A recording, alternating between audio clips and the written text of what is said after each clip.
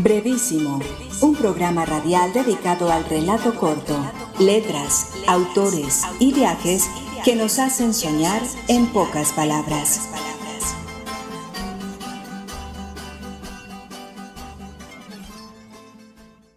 Hola, bienvenidos a una nueva emisión de Brevísimo, un programa dedicado a las formas breves de la literatura. Yo soy Mauricio Montoya y le doy la bienvenida a mis compañeros de mesa. Hoy, en nuestra modalidad de programa temático, hablaremos sobre un autor peruano, fallecido en el año 2023. Estoy hablando de Sandro Bocio Suárez. Este personaje que traemos hoy en Brevísimo nació en Huancayo en el año de 1970. Estudió periodismo en la Universidad San Luis Gonzaga y obtuvo una maestría en tecnologías de la comunicación en la Universidad Andina Simón Bolívar. Sandro Bocio incursionó en la crónica, en el cuento, en la novela y también en la columna de opinión, con una columna semanal titulada Sabatorio, Reflexiones de un buen salvaje, de la que seguramente haremos mención en uno de estos programas que dedicaremos a su obra literaria.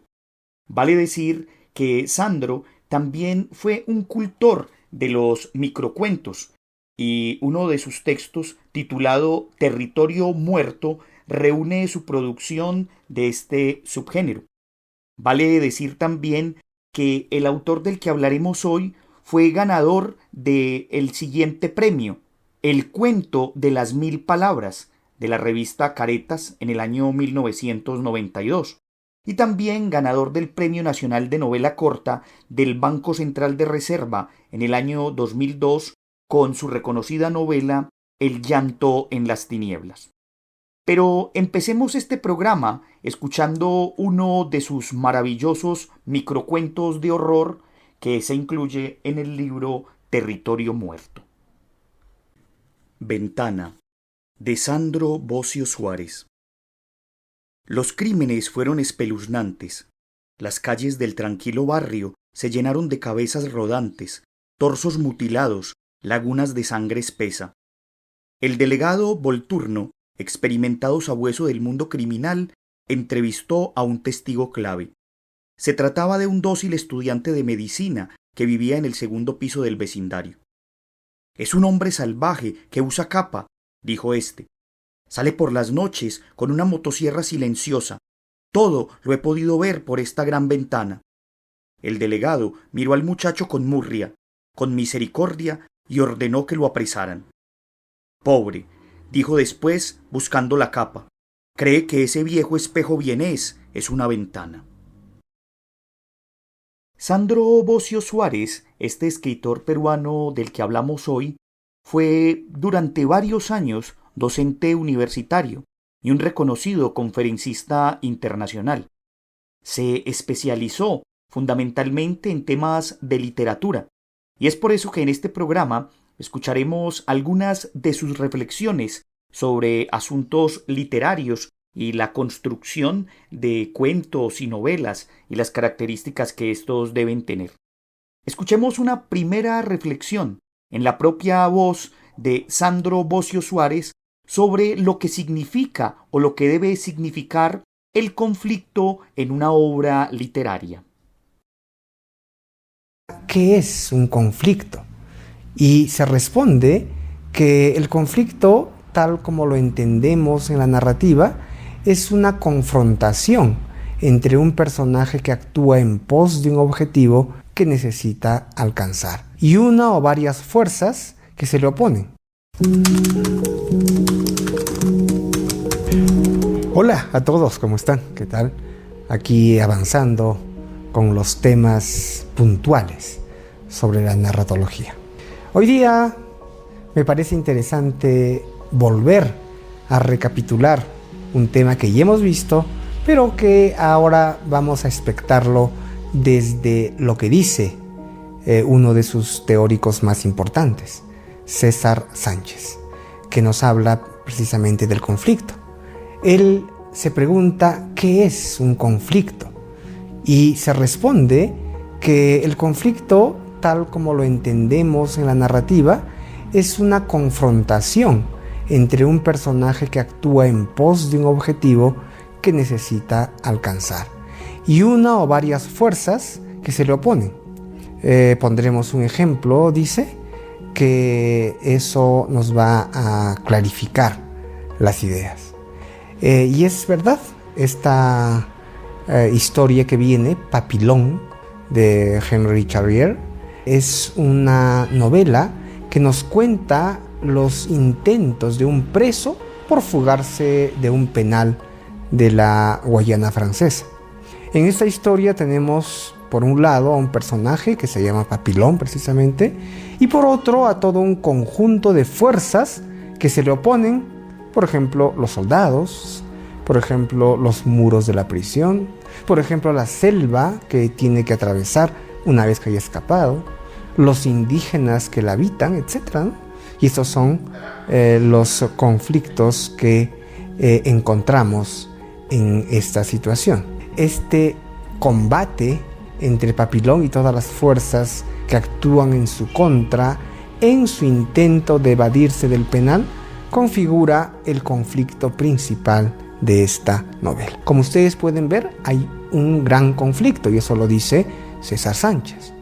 Pero tendríamos que explicarles que además de ese gran conflicto hay otros conflictos pequeños que van a delimitar los elementos y los hechos para surgir y seguir leyendo. Entonces, un conflicto puede tomar diversas formas. Puede ser un enfrentamiento en el que prime la acción física, como en el caso de la fuga de Papillon que estamos viendo, que se ve obligado a recorrer unos cuantos cientos de kilómetros en su huida, pero también puede ser un enfrentamiento verbal. Y esos ya son los elementos más pequeños que tenemos. Otros conflictos interesantes son los que podemos determinar y verlos y palparlos incluso en la novela Anatomía de un asesinato de Robert Traver, en la que tenemos por un lado a un abogado defensor y por otro a los fiscales. Sus intereses son opuestos. El abogado trata de librar a su cliente de un cargo por asesinato y los fiscales tratan de que se declare culpable. Entonces, esta situación va a motivar precisamente el conflicto que estamos viendo en la novela. Un conflicto puede también no ser ni físico ni verbal, sino consistir en el enfrentamiento de alguien consigo mismo, un conflicto interno. Y hay varias novelas francesas precisamente destinadas a motivar estos elementos. Virginia Woolf, por ejemplo, tiene una extraordinaria novela muy desconocida por estos lados que se llama Orlando, una fabulosa novela en la que una chica se acuesta como mujer, pasan las 6-7 horas de un mal sueño y termina convertida en varón. Y es impresionante, y es como se suscitan precisamente los conflictos dentro de la novela. Un conflicto puede entonces no ser físico, sino estrictamente mental.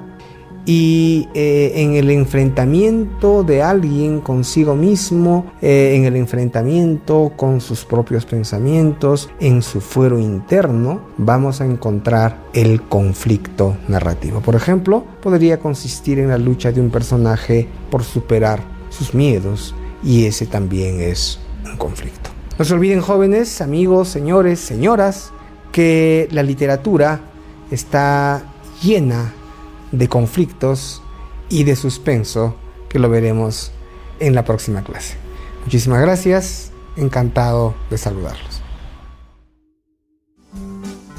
Usted está escuchando Brevísimo, un programa para gente de pocas palabras. Algunos estudiosos de la obra literaria de Sandro Bocio Suárez consideran que este también incursionó en lo que se ha denominado el microteatro. Aquí una muestra de ello. Teatro de Sandro Bocio Suárez. Primera escena. El conde hace cuentas y se percata que está a punto de quedarse en la miseria. Su única alternativa es casar a su bella hija con el duque de Richmond para salir nuevamente a flote. Lo que descubre, sin embargo, es espantoso, porque su bella heredera ha fugado del palacio con un simple criado que es su amante secreto. El conde sale en su persecución. Segunda escena.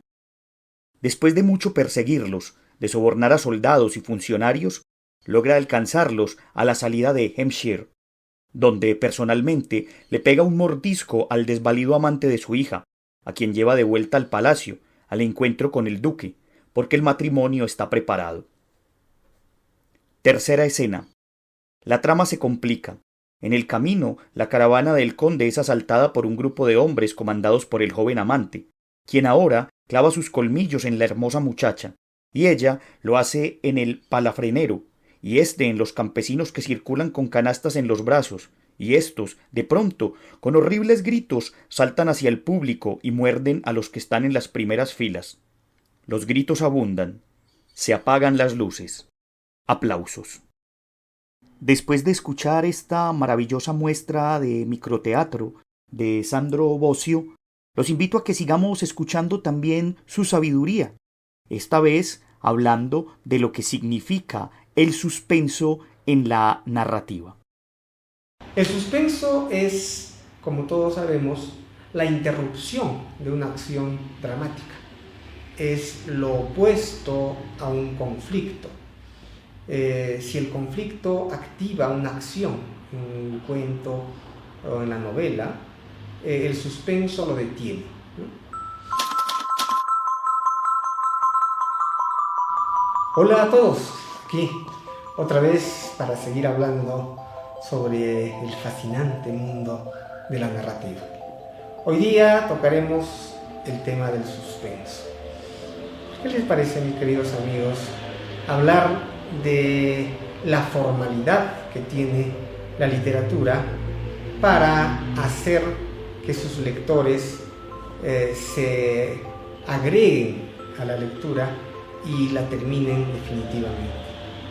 Eso definitivamente se debe al suspenso. El suspenso es, como todos sabemos, la interrupción de una acción dramática. Es lo opuesto a un conflicto. Si el conflicto activa una acción en el cuento o en la novela, el suspenso lo detiene, ¿no? De este juego, conflicto-suspenso, dependerá la tensión dramática del texto. El suspenso es evolutivo, creciente, y sirve para sembrar de dudas y preguntas la mente del lector, para que éste siga leyendo y no lo deje hasta el final. Si el suspenso avanza, entonces nosotros estaremos en condiciones de seguir leyendo. Y sin el suspenso, la historia que narramos se volverá pues plana y el lector abandonará el texto en cualquier momento. Y eso es lo que no queremos. Lo que queremos es que el lector siga avanzando y siga creciendo evolutivamente en la narración. Entonces, el suspenso también es sumamente interesante. Es un elemento que debemos tener en cuenta siempre para escribir, para narrar, para hacer que el lector se sienta involucrado en la historia y lo pueda hacer de una manera bastante natural y bastante creciente. Hay varias técnicas para trabajar el suspenso. Hay varias técnicas para meter el suspenso en el texto. Una de ellas, por ejemplo, es la técnica de la anticipación. La anticipación es una técnica muy moderna y muy interesante que lo que hace es adelantar el hecho, pero no los detalles. de la intriga principal, y esto ayudará pues a sembrar el suspenso. Por ejemplo, esa es una de las técnicas, hay muchas más para poder seguir avanzando y para poder ir creciendo en cuanto al suspenso. Entonces, amigos, no se olviden que el suspenso también es un elemento importantísimo en la narrativa de hoy. Encantado de saludarlos y estamos con ustedes.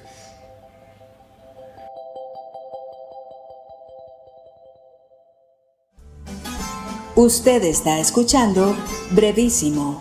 Lo bueno, si breve, 2 veces bueno.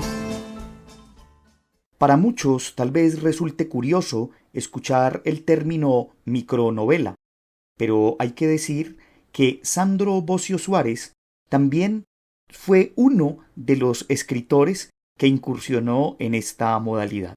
Escuchemos esta micronovela titulada Bitácora. Bitácora, de Sandro Bossio Suárez. 28 de octubre, noche. Algo extraño le ha ocurrido a nuestro galeón. Los nocturlabios, las brújulas y las ampolletas han dejado de funcionar. Ni siquiera podemos guiarnos por las estrellas, porque todo aparece enfoscado en un grueso vapor que nada nos permite ver. Mis timoneles siguen haciendo lo posible por enderezar el rumbo, pero parece que una fuerza extraña, un magnetismo monumental, nos arrastra de manera irrefrenable. Las Islas Marquesas, nuestro destino, van quedando lejos de nuestra ruta. 29 de octubre, madrugada. Mis hombres han empezado a abrazarse, felicitándose por el aniversario de los navegantes, pero igual se les nota inquietos y preocupados. Ni siquiera han querido terminar la barrica de vino que les obsequié. Solo miran el horizonte sin poder distinguir mucho, preguntándole a cada instante al vigía que tirita en la cofa si logra divisar algo. Así estamos desde que, sin poder evitarlo, atravesamos un banco de niebla color malva, donde adentro solo había silencio. 29 de octubre, noche. Durante la tarde, en un intento desesperado por refrenar nuestro descontrolado avance, he ordenado bajar las velas de alto bordo y hasta sumergir el ancla, pero el carrete no resistió la tracción y terminó estallando en 1000 pedazos. No nos queda más que elevar plegarias y esperar. La niebla finalmente empieza a dispersarse, mostrándonos a lo lejos los primeros picos de unos atolones que no figuran en ninguna carta náutica. A través del catalejo parecen hechos de piedra pómez. Hemos empezado a escuchar unos lejanos cánticos femeninos. 29 de octubre, madrugada. Ahora todo está límpido. Ya podemos ver el firmamento estrellado, la cercanía de los farallones, las aves que lo sobrevuelan. Los cánticos son enloquecedores. No se trata sino de sirenas, pero no son como las imaginamos, hermosas mujeres, mitad humanos y mitad peces, sino todo lo contrario, engendros de diversas formas, viejas con colmillos y colas de pulpo, mujeres horrendas con piernas de babosas, matronas con horquillas de cangrejos en lugar de manos. Las más jóvenes vuelan sobre nosotros con sus alas de murciélagos, mostrando sus hocicos hambrientos, llenos de bulbos y colmillos. El sobrecargo grita, atrapado por 2 arpías que lo muerden, y el calafate cierra los ojos al verse rodeado de esas bestias que siguen cantando sin cesar. En esta hora me vuelvo a ti, Señor Jesucristo. Uno de los temas que no puede faltar a la hora de analizar la narrativa literaria es aquello denominado el dato escondido o el dato oculto. Escuchemos las reflexiones que hacía Sandro Bossio Suárez sobre este asunto. Se llama la técnica del dato escondido. Y es una técnica que realmente llegó a la literatura recién con Edgar Allan Poe, que fue el iniciador tecnológico del suspenso literario.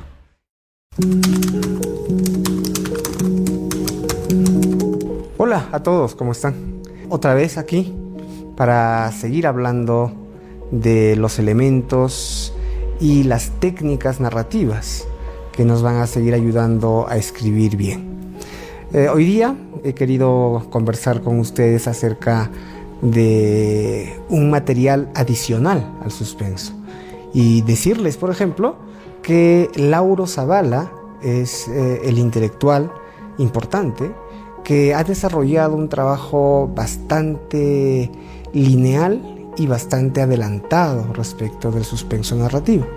Por ejemplo, él dice que el suspenso es, sin duda, una de las estrategias retóricas más persistentes y ubicuas en la historia de la narrativa, o sea que se siente y se ve siempre mientras estamos leyendo. En este trabajo él quiere darnos la pertinencia de la teoría del cuento para el estudio del lenguaje cinematográfico, porque es cierto que el cine tomó este gran elemento, el suspenso de la narrativa, para hacer las películas, y gracias a ellas pues ahora vemos tantas películas de suspenso y de misterio, ¿no? En particular también Lauro Zavala dice que la pertinencia de las estrategias del suspenso están presentes en el cuento clásico para entender el poder de seducción de gran parte del cine surgido a partir de la década pasada, del siglo XX. Entonces, definitivamente es eso lo que quiere lograr el suspenso narrativo en el trabajo que establece en la narrativa. ¿Qué es básicamente este tipo de suspenso? Pues es un efecto de sentido producido en el lector o espectador de cine que consiste en un, entre comillas, estado de incertidumbre, anticipación o curiosidad en relación con el desenlace de la narración. La vez pasada ya hemos visto que existen varias técnicas para hacerlo, ¿no es cierto? Y definitivamente pues ahora vamos a ver otra más. En otros términos, si tomamos el efecto por la causa, el suspenso sencillamente es una estrategia para generar y mantener el interés del receptor. Y esa es la función del suspenso. Pero por supuesto, para lograrlo hay varias técnicas que podemos aplicar y hacer, ¿no? Entonces resulta evidente que el suspenso es el elemento retórico crucial que define el poder de seducción de toda narración, tanto clásica como moderna.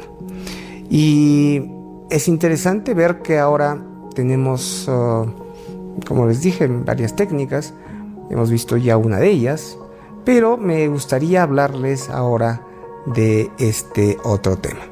Se llama la técnica del dato escondido, y es una técnica que realmente llegó a la literatura recién con Edgar Allan Poe, que fue el iniciador tecnológico del suspenso literario.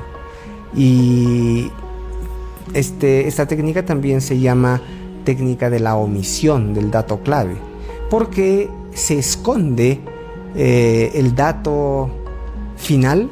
Ya se sabe el dato final, pero no se lo dice hasta el último, hasta que finalmente podemos encontrar un sentido último en el final del relato, ¿no? Consiste en negar la información clave en el orden lineal de la historia, sembrando de ese modo el suspenso y haciendo girar las demás situaciones y personajes en torno al mismo eje. Hay unos ejemplos maravillosos sobre esto. Por ejemplo, ustedes pueden buscar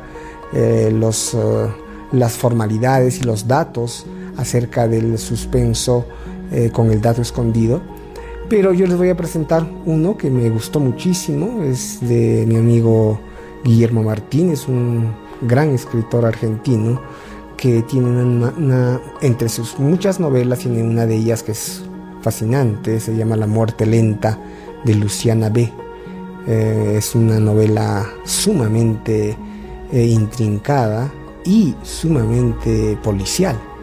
Entonces, en este relato, en este texto, él dice: muchas veces repasé, como si fueran fotogramas, cada una de las escenas en busca de algo que pudiera anticipar lo que no supe ver hasta que fue demasiado tarde.